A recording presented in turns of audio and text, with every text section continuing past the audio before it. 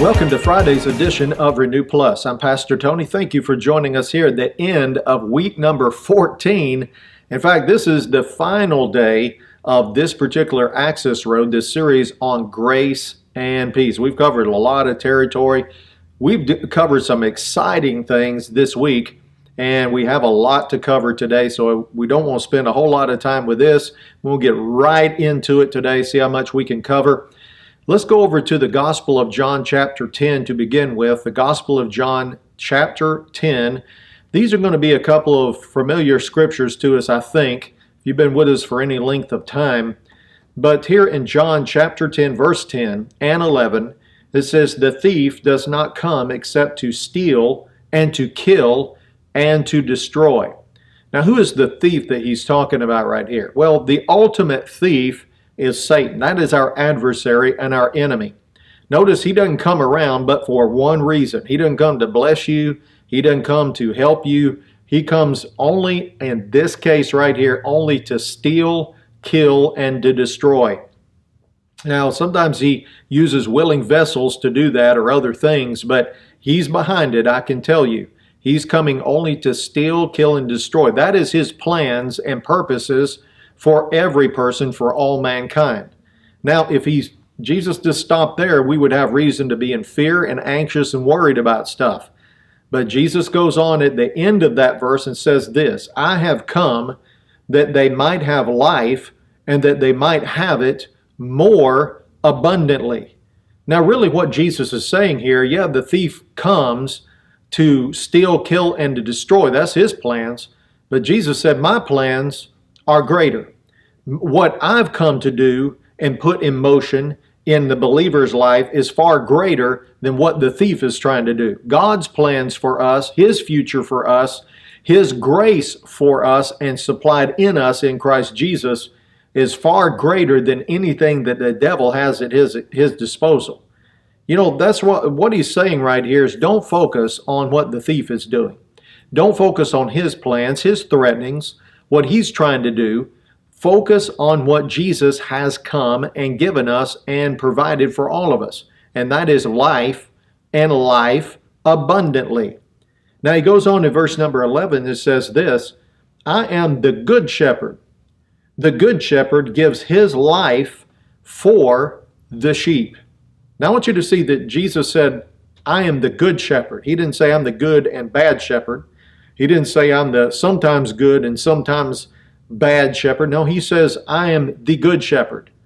Now, the good shepherd does what? He gives his life for the sheep. He's not selfish. He's not just trying to cover his own tracks and then, and trying to protect his own hide. He's come that we might have life, that we might have it more abundantly, to undo the works that the devil has plotted and planned for all of us, and give us that good life that we've been talking about this week. That's why our future shouldn't be in doubt. It shouldn't be in question. Our life shouldn't be in the balance in our own minds and hearts, and we're worried and anxious about what's going to happen to us and to our family and all that kind of stuff. No, the good shepherd has already come. He's already given his life. And what he's already done in his finished work has provided a good life for all of us. Now, of course, the good shepherd, we have to, as sheep, follow the good shepherd. This really reminds me of Psalm 23 that we're all, I think, familiar with. So let's go over to the book of Psalm 23, and I think this is going to really nail down some things for us and really bring some comfort into our life why we can not only just not be fearful about tomorrow, but be excited about tomorrow. Not just be in survival mode, but be in a mode of thriving, because that's what God has provided for us. He didn't just give us just enough life. He gave us more than enough life, abundant, overflowing life. So we got to keep that in mind. That's what the Good Shepherd is leading us into, this abundant life, this good life that He's prepared for all of us. So here in Psalm 23 and verse 1, it says, "The Lord is my shepherd." Now, who is the Lord? That's Jesus. He's the good shepherd. In other words, He's got good plans, a good future, and a good hope for you. "The Lord is my shepherd, I shall not want." That word want also can be translated lack. I'm not going to be lacking in anything. See, again, that's the reason a lot of people are in worry about tomorrow is they're thinking maybe things are going to run out. Supply is going to run out.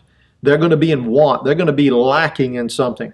Notice right here, the Lord is our shepherd. He said, you will not be in want or lack, not be in dire need about anything. Why? Because he's already provided it for us. Verse 2, he makes me to lie down in the green pastures. He leads me beside the still waters. Now, what does a shepherd do primarily? They lead the flock of sheep and the sheep follow. Well, what does that tell us? What kind of picture does that paint right here? Well, if we as sheep are following the good shepherd, that means he's already gone before us. He's gone and sought out and searched out the greenest pastures, the best quality grass, the still waters for his sheep to be led into.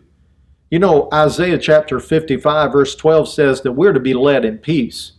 See, that's following the good shepherd. If we're following the good shepherd, meaning we're trusting him, we're following him in trust, we're following him in faith, then that means we're going to be led in peace. Why? Because the good shepherd's only going to lead us into the best, the highest quality, the good life, the best life. And notice right here, he leads us into the green pastures.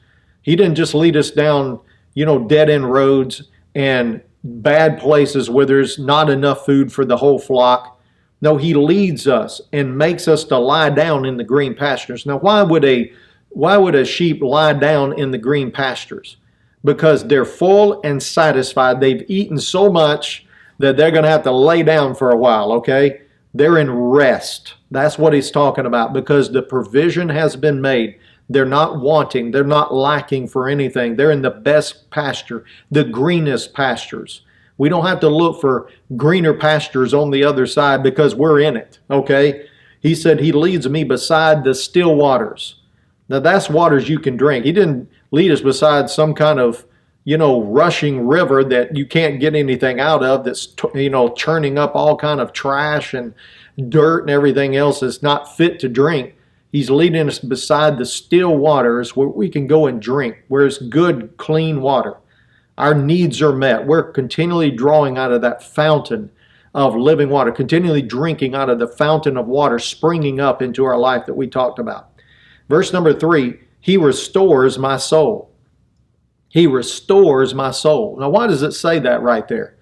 Because in all of our life, we're going to experience hardship. We're going to experience bad things in life that the enemy's trying to bring into our life, and his plans to steal, kill, and destroy. He's going to try to challenge us. He's going to try to bring things into our life, and many times it is affected. It's brought hurt into our life. We're experiencing some hurts in our heart right there. We're experiencing some bad experiences that have left bad memories in our mind. See, that's what a soul is. Your soul is your mind, will, and emotions. And see, God is wanting you to go into your future without any baggage of the past. So what is he going to do? He's going to restore your soul. He's going to heal the hurts. He's going to cause the emotions to calm down. He's going to cause his peace to bear fruit even in your soulish realm, in your mind, your will, and emotions. So that you're not trying to head into tomorrow with yesterday's baggage. You're not thinking about and planning for and anxious about tomorrow because of bad experiences in the past. No, let me tell you something. He is wanting to restore your soul, and he can do that.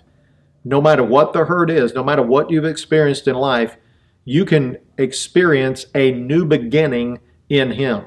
No matter where your life has led you up until this point, you can always declare a new day and a new beginning and have your soul restored and your day and your life restored. He goes on to say he leads us in the paths of righteousness for his name's sake. Now notice there's that word paths. It's plural this time, paths. Why? Because righteousness leads to us to a path of healing, of wholeness, a path of a good life, a path of a good job, a path of provision, prosperity, a path of a good family, a good marriage, all those things that we desire in life.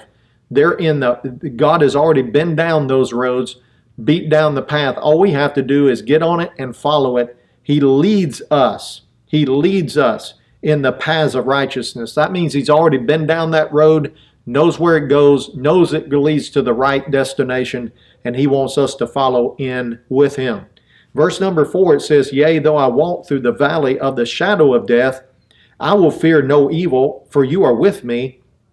Your rod and your staff, they comfort me." Even following God's path, sometimes we end up in a valley of the shadow of death. That doesn't mean it's evil. That doesn't mean that God has prepared a bad thing for you, but sometimes you're going through something. No, the key word here is going through it, walking through it, not camping out, staying there, and having a life of this. Now, it's just the shadow of death. It's not death overcoming you and perplexing you and confusing you and bringing fear into your life. He said, even though I walk through this valley shadowed by death, he said, I'm not going to fear. I'm not going to fear about this thing. Why? Because God is with me. The same God that was with me yesterday, same God that was with me today, will be with me tomorrow, next year, 10 years from now, the rest of my life. He is there walking with me and through this thing with me. And you know what? Shadows, they can't hurt anybody. They can scare you if you think they're bigger than they really are. You know, that's the thing about a shadow. Sometimes it's distorted. It makes a mouse look like a monster, but in reality it's nothing. Shadows never hurt anybody.